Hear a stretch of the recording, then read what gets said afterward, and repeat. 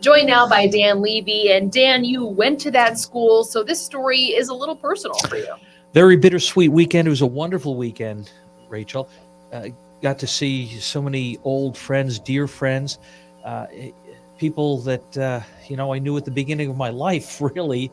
I walked onto the campus at the College of St. Rose in the fall of 1977, and the people that I met there are still very dear friends to this day. Just so many precious memories.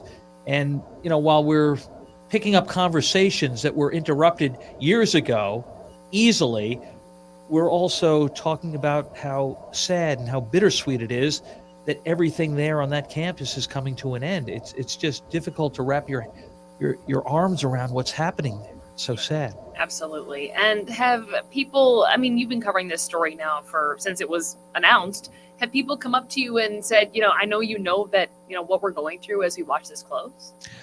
Well, when school president Marcia White announced late last year that the school was closing, and keep in mind, Marcia is also a graduate of St. Rose, she spotted me from the podium. She walked away from the podium. She gave me a hug. She realized what both of us were going through that day. It was very emotional, very difficult.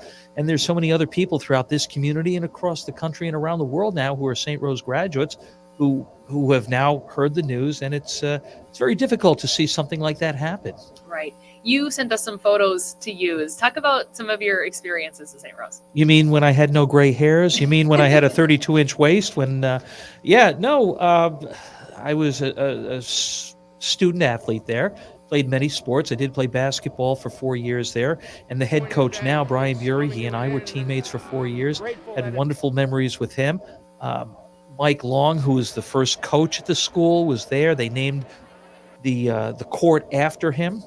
Kathy Haker, who was the first athletic director and the first women's basketball coach, came back. She came back out of retirement. Just so wonderful to see these people and to look into their eyes and to see, the pride in what they had created, but also the sadness in knowing that it's coming to an end and future generations won't get a chance to experience what we have all experienced there. In interviewing Kathy on Saturday, she described it as a family atmosphere, and that's exactly what it is. Everybody there, your classmates, your teammates, but your family, and that's the way we think of one another. Absolutely. Dan Levy, thank you for taking the time to chat. My pleasure.